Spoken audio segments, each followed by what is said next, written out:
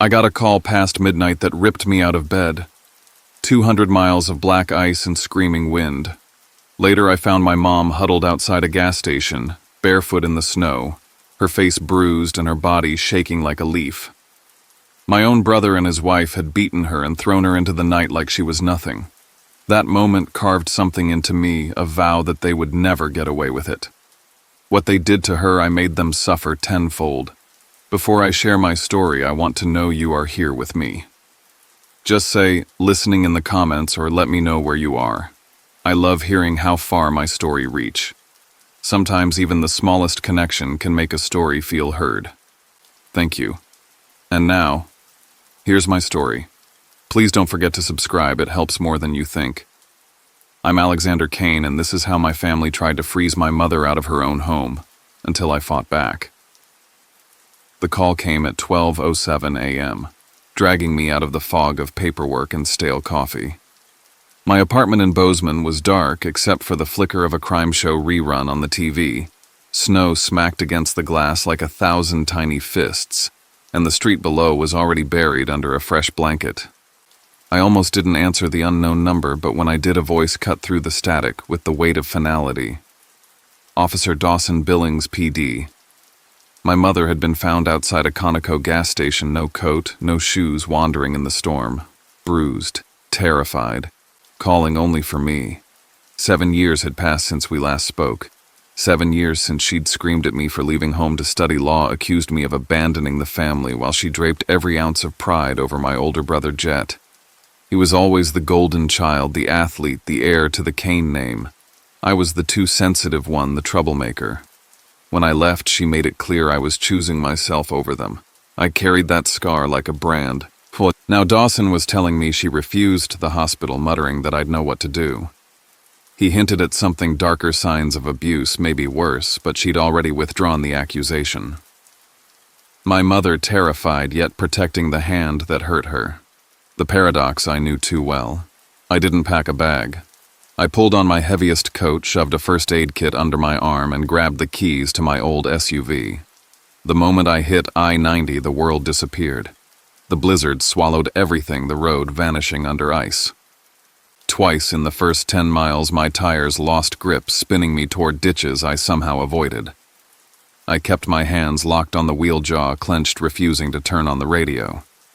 The only soundtrack was the wind howling like an animal, the wipers squealing over ice, my heartbeat slamming in my ears. The drive was a tunnel back through time. Every whiteout gust dragged up memories I had buried. Jet shoving me down the stairs when I was 9, the crack of my arm against the tile, the weeks in a cast while Mom scolded me for overreacting.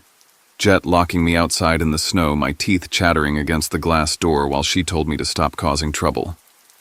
I gripped the wheel tighter with every mile. By 4:15 a.m., after 200 miles of cold silence, I slid into the Conoco parking lot, tires screaming against the plowed mounds of snow.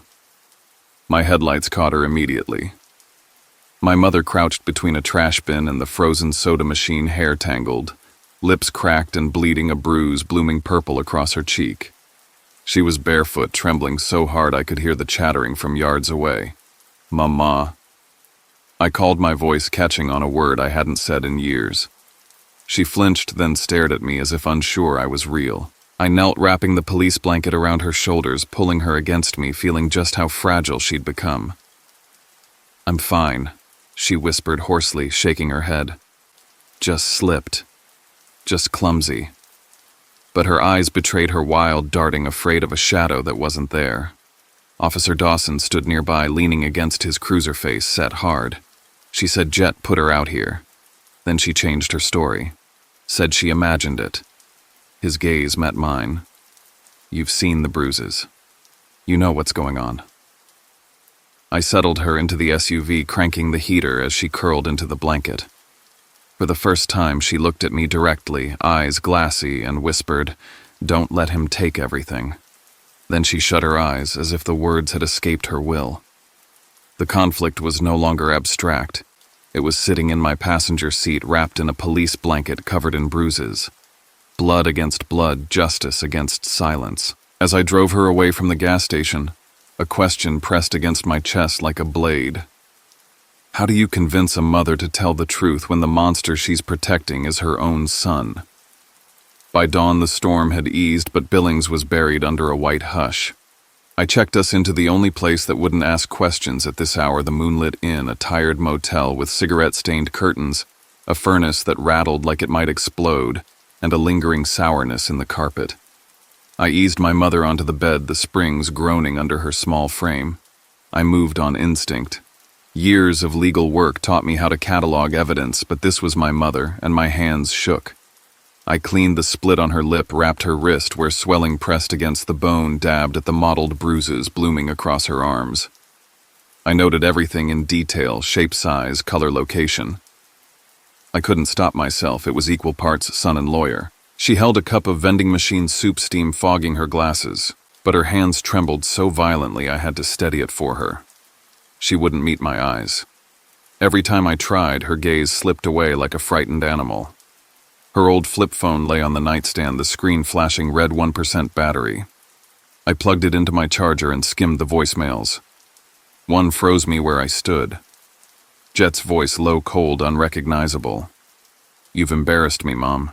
Keep this up and no one's going to find you next time." I saved the file, my chest burning.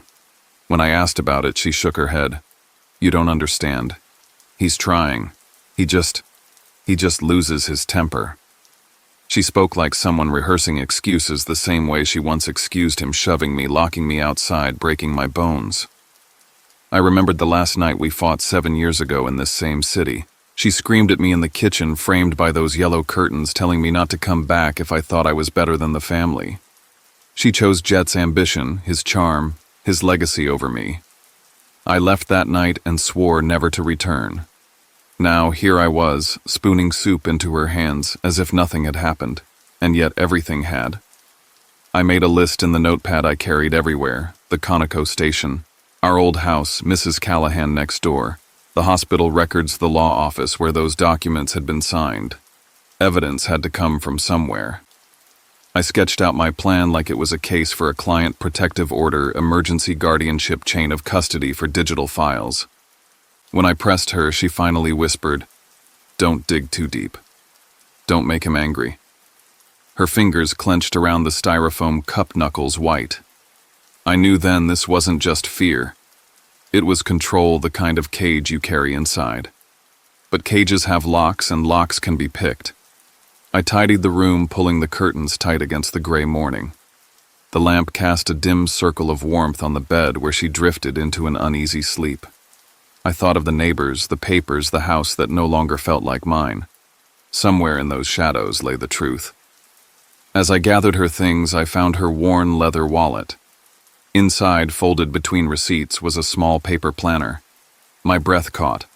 On the page from 2 months ago, in her familiar looping script, was written Montana Heritage LLC property transfer, a reference number, a lawyer's name, and tucked beside it a torn receipt from a notary's office.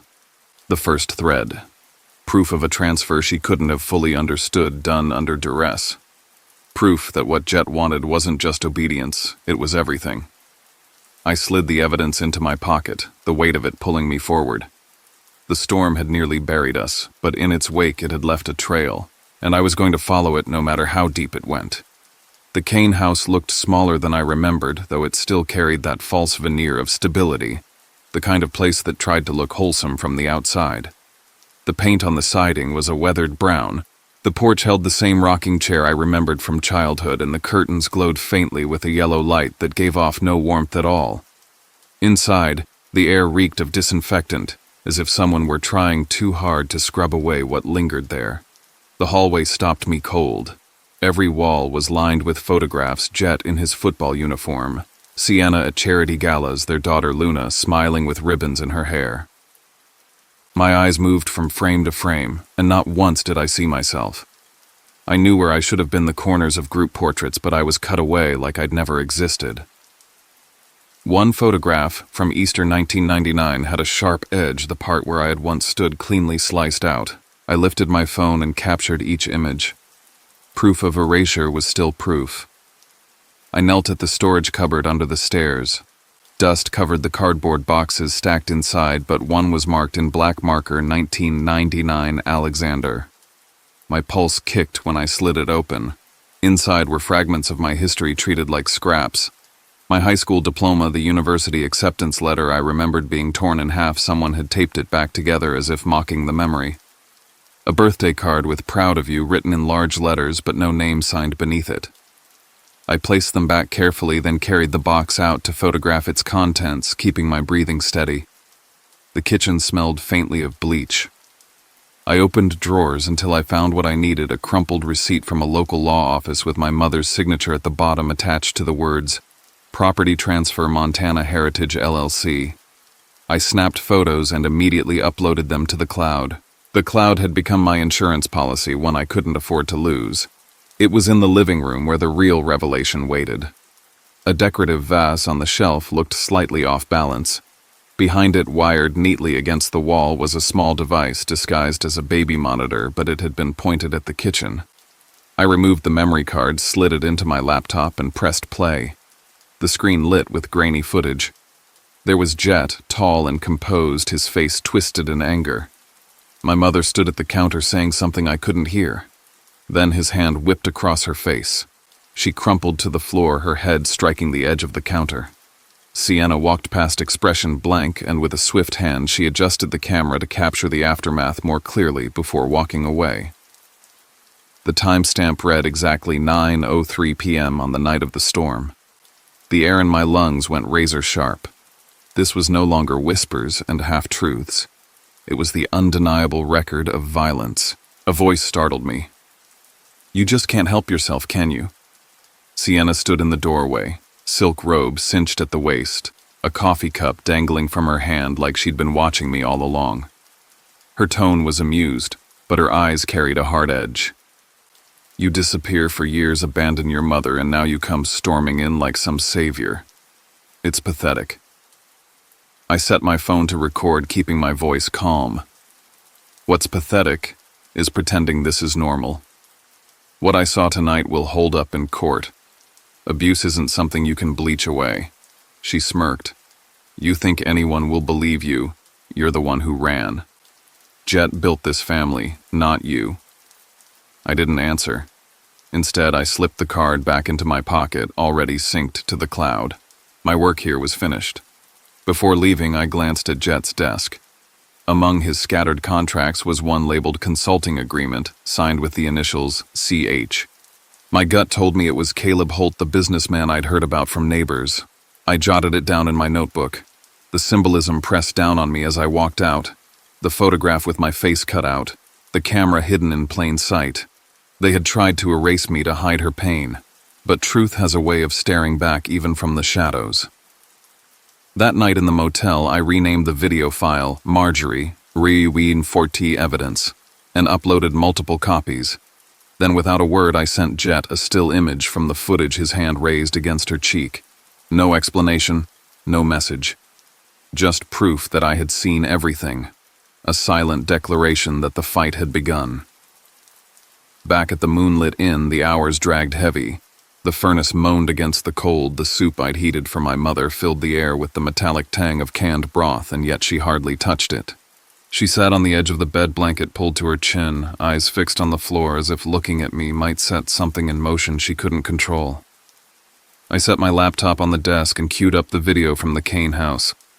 When I turned the screen toward her, her hands flew to her mouth. A strangled sob escaped before she forced herself back into silence. "It didn't happen like that," she said quickly, shaking her head, tears streaking down her face. I was confused. I fell. I imagined the rest. I crouched in front of her, holding her hand steady. "You don't have to explain this away anymore. You're not alone. I'm here now, and I'm not walking away again." Her shoulders trembled. For a moment, she looked like the woman I had known before everything soured, before the favoritism, the fights, the years of silence. Then her voice cracked. "He said, if I didn't sign the papers, he'd take Luna. He said he'd send her somewhere I'd never find her. What was I supposed to do?" The words landed like a blow. This wasn't just about her safety. Luna, my 8-year-old niece, was caught in the center of it. Jet had threatened to use his own daughter as leverage. I swallowed the anger burning in my throat and steadied my voice. He won't take her. Not while I'm here.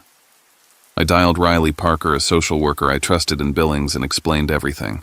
We discussed emergency guardianship, protective orders, immediate steps to secure both my mother and Luna. Riley's tone was firm. If I could provide the evidence, the court would listen. For the first time in years, I felt momentum leaning my way. But when I turned back to my laptop to draft the filings, the screen flickered. Lines of code zipped across, then everything vanished. The documents I'd been building gone. I tried the backups only to watch them dissolve before my eyes. My pulse surged. This wasn't an accident. My machine had been compromised. I ran diagnostics, but the results were clear. Someone had wiped me clean. My case was being deleted before it could exist. I knew exactly who had the resources and the motivation.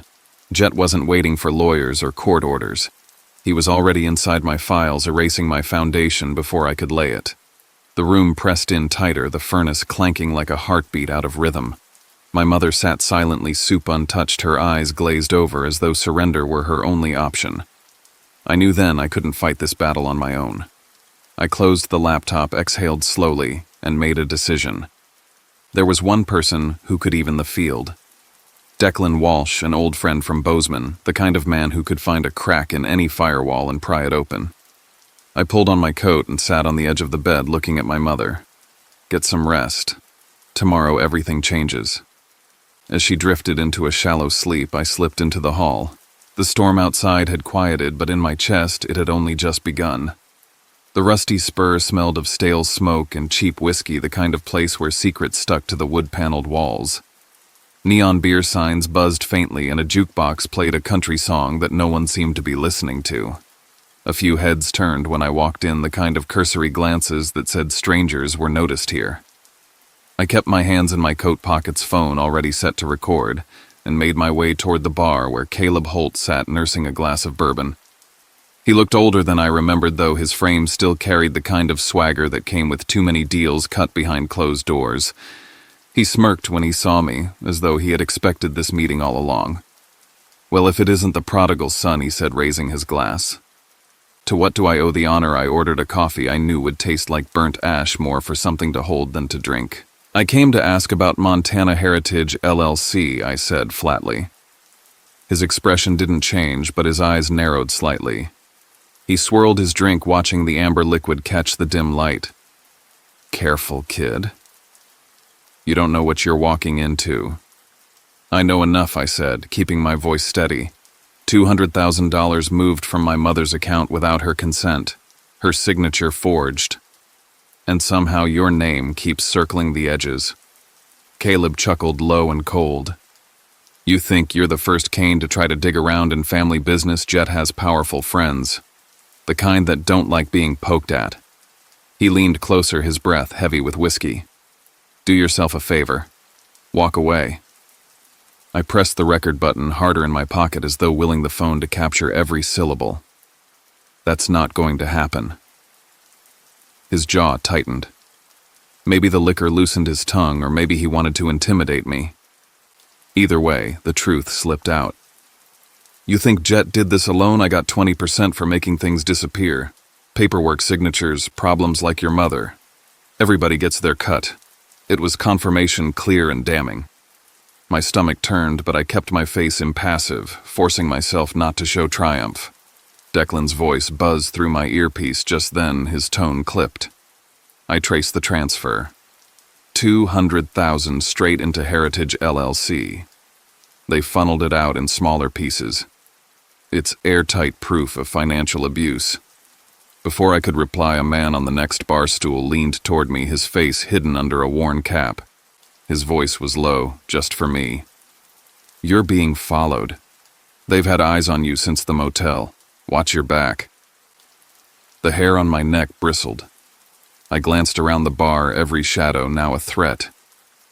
I slipped the phone back into my pocket, stood and left without finishing my coffee. The night air was bitter against my face as I crossed the lot. My SUV sat under the flickering streetlight. As I drew closer, I saw the spiderweb cracks in the windshield, the glass glittering under the lamplight. A folded scrap of paper was wedged under the wiper. I pulled it free. 2 words written in blocky handwriting: "Back off." I slid into the driver's seat, the note trembling in my hand. The warning wasn't subtle. They wanted me scared, silenced, but all it did was sharpen my resolve. The courthouse in Billings was a slab of cold stone and fluorescent lights. By the time we walked into the hearing room, the press had already gathered outside their cameras, flashing like a storm. Inside, the atmosphere was thick with tension, the air too still, every cough echoing against the high ceiling. My mother sat beside me, hands clasped so tightly her knuckles had gone white.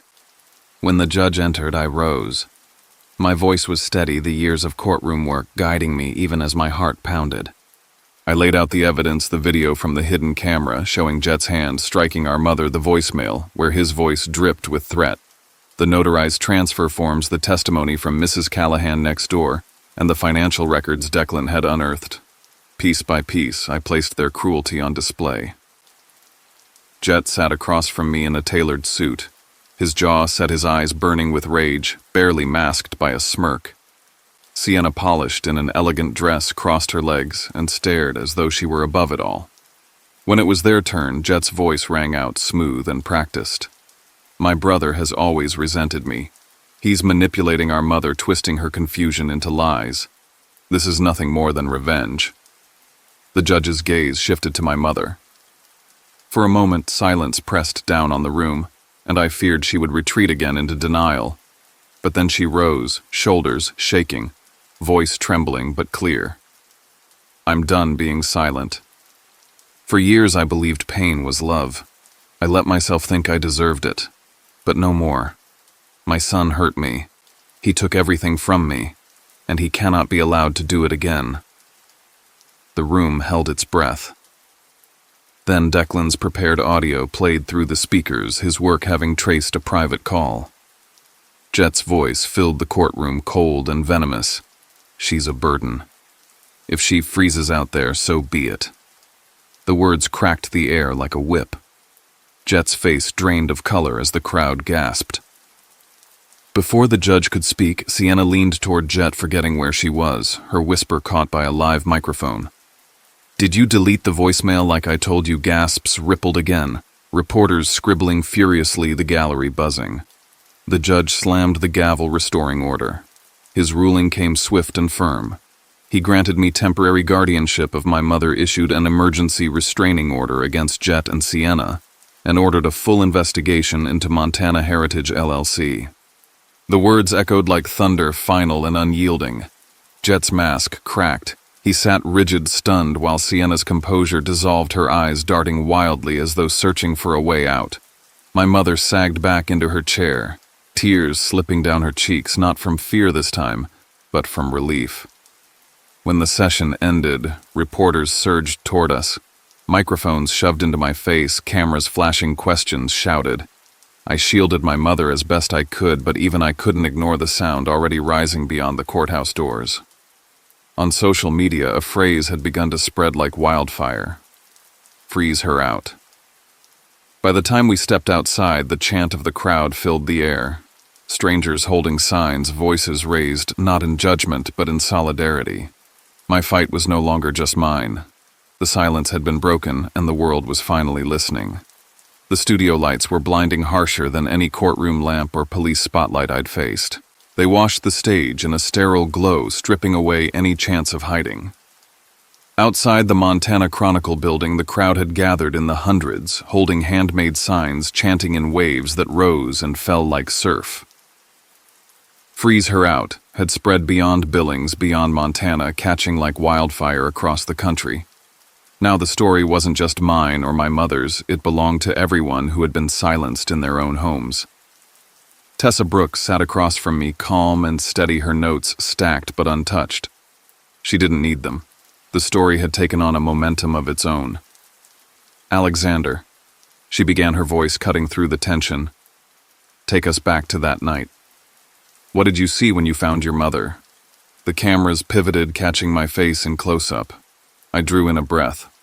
I drove 200 miles through a blizzard. When I arrived, she was outside a gas station, barefoot, shivering, her face covered in bruises. And it wasn't an accident. My brother and his wife put her there. They beat her and threw her out into the storm. My voice wavered, but I didn't let it break. She would have frozen to death if someone hadn't found her. That's not family. That's cruelty. A hush fell in the studio, and even through the glass I could hear the muffled stillness of the crowd outside. Tessa nodded, then cued the footage. On the monitor, my mother appeared sitting in the motel chair, her voice trembling. I used to believe pain meant love, she confessed, hands clutching the blanket around her shoulders. I thought if I endured it, he would stay. But I was wrong. The words cracked something open. My chest tightened as the audience gasped softly, their silence more powerful than applause. Then came the sound that would change everything. Declan's leak, timed to perfection, played through the speakers. Jet's voice, low and venomous, filled the broadcast. She's a burden. If she freezes out there, so be it. The effect was immediate. The reporters in the gallery erupted, typing furiously, cameras flashing. Gasps echoed outside, followed by chants that grew louder, angrier. My fists clenched against my thighs, my pulse pounding. The country was hearing the truth without filter. As if that weren't enough, Sienna's voice slipped into the feed, caught by a live mic earlier that day. I told you to delete the voicemail. Her own words betrayed her, confirming the scheme to cover it up. The audience roared in outrage, the crowd outside pounding on the windows of the studio. And then, in the middle of it all, a breaking news alert flashed across the bottom of the screen. Montana Heritage LLC, Jet's prized empire, had collapsed. A major contract had been canceled, investors had pulled out, and Caleb Holt had withdrawn his stake, now facing a federal inquiry into fraud and elder exploitation. The studio buzzed with shock as the announcement rolled across teleprompters. Even Tessa, poised and practiced, raised her brows in astonishment. I sat still, every nerve in my body electric. The truth was no longer something I carried alone. It was out there, irreversible, unstoppable. The bright lights above no longer felt like interrogation. They felt like sunlight. When the segment ended, my phone vibrated. A text from an unknown number glowed against the screen. "It's time for you to disappear." This wasn't a bluff scrawled on scrap paper. This was a threat with intent. My story had reached the nation, and now the stakes had reached me. March brought a slow thaw, snow retreating into muddy banks along the roadsides. I drove back to the Kane house with a deputy at my side and the court order in my briefcase. The house looked the same from the outside, but inside it was hollow, like a stage after the curtain has dropped. The smell of disinfectant clung to the walls, sharp and futile, as though scrubbing could erase what had been done there. I stepped through the doorway, the order in hand. This was the moment I had waited for, not vengeance, but closure. The papers granted me permanent guardianship of my mother and of Luna, along with the restitution Jet had been ordered to pay. The family he claimed to build now belonged to the people he had tried to destroy. Jet was already inside, pacing his suit, wrinkled, his hair disheveled. His eyes burned when they found me. "You think you've won," he spat. "You destroyed this family. You tore it apart." I met his fury with calm. "I didn't destroy anything. I'm rebuilding what you shattered." Then came the smallest voice in the room. Luna, standing at the top of the staircase, clutching the banister with both hands. Her voice trembled but carried through the silence. "I want to live with Uncle Alexander. I'm tired." The weight of her words dropped like a stone. Jet's face crumpled, fury turning into something brittle and desperate. He lunged toward her, but the deputies stepped in, pinning him back. He thrashed, shouting, "She's mine. You can't take her from me." The front door opened and more officers swept in. The restraining order had been violated the moment he came within reach of my mother and Luna. They cuffed him as he shouted, his voice hoarse with rage. Sienna stood frozen, her eyes hollow, mascara streaking down her cheeks. She said nothing as her husband was led away, her silence louder than his screams. As the officers searched the house, one called out from the basement. They carried up a hard drive, dusty and concealed beneath a loose floorboard. When accessed, it revealed contracts, forged documents, a string of names beyond my mother, other elderly victims whose lives had been stripped the same way. The case was no longer just about my family. It had become a criminal network, and Jet was at the center. That discovery sealed his fate. He would face not just civil judgment but criminal prosecution, likely years in prison. Sienna stripped of her social standing, and business ties faded into isolation. Caleb Holt was removed from the real estate council, facing his own federal charges. The web unraveled completely. For us, healing began in a rented house on a quiet street in Billings. The walls were plain, the rooms small, but the light poured through the windows with a warmth we hadn't known in years. My mother planted daffodils in the backyard with Luna kneeling in the thawing earth, their hands covered in soil. They'll bloom even after the coldest winters, my mother told her. One evening I found a letter folded neatly on the kitchen table in my mother's handwriting. You never let me freeze twice. I chose wrong before. I see that now. Forgive me. I didn't need to read it again. The meaning lived in the way she now looked at me, the way she hung the restored 1999 family photograph above the mantel, this time with me in it. I continued my work no longer just as a lawyer, but as an advocate. Emails poured in from across the state from strangers writing, "I was your mother once," or "Thank you for giving me a voice." Each message reminded me that this fight was bigger than one family. One morning in March, I stood on the porch with a mug of coffee, the air crisp, but not cruel. Children walked to school, laughter floating in the breeze. In the yard, Luna chased after the first green shoots of daffodils breaking through the soil. My mother watched from the window, her eyes softened, her lips curved in the faintest smile. The snow melted in patches across the grass, and yellow petals unfurled stubborn and bright. I whispered to myself almost in disbelief, family isn't just blood. It's the ones who help you heal. And with that, the story closed, not with vengeance, but with renewal. The storm had ended. What remained was the bloom of spring, fragile but fierce, a promise that even the frozen can find life again. When I look back on everything that happened, it still feels unreal at times. I replay the drive through the blizzard in my mind, the way the snow swallowed the road and the silence pressed against my chest. I remember the moment I saw my mother by that gas station, barefoot, bruised and shaking, and how something inside me split wide open. That image will never leave me. It was the moment I realized that silence can kill just as surely as violence, and that the cost of looking away is always too high. For years I carried resentment for my mother. I hated the way she favored Jet, the way she dismissed my pain and erased me from the family frame. I told myself I would never go back, and yet when the call came, I went. That drive wasn't just about saving her, it was about facing everything I had buried. The boy who was pushed down the stairs, locked outside in the snow, told he was too sensitive. He sat beside me the entire way. That night, I wasn't just driving to rescue her. I was driving to rescue the part of myself that had been silenced for decades. People ask me if I regret exposing my brother, if part of me wishes I had left things alone. The answer is simple no. Family is not defined by blood if that blood seeks to destroy you. Family is not about obligation if that obligation is used as a weapon. Family is about who stands with you in the storm, who warms your hands when you're frozen, who tells you the truth when lies feel easier. By that definition, my family is no longer the Canes of old. My family is my mother, who finally found the courage to admit the abuse. My family is Luna, who had the strength to speak when silence was demanded. My family is every stranger who reached out to say, "I was your mother once," or "I know your pain." That is family, the rebuilding, the healing, the choice to stand together. This story is not just mine. It belongs to every person who has ever been told to stay quiet. It belongs to every victim who convinced themselves that pain was love. It belongs to everyone who has been erased from their own photograph, cut out of their own history, told that they didn't belong. I want you to know, you do belong. Your story matters. Your voice matters. Even if it shakes, even if it cracks, even if it comes late in the night after years of silence, it still matters. There is a temptation in stories like this to paint justice as clean, to imagine that once the judge's gavel falls, everything is fixed. The truth is more complicated. Justice is messy. Healing is slow.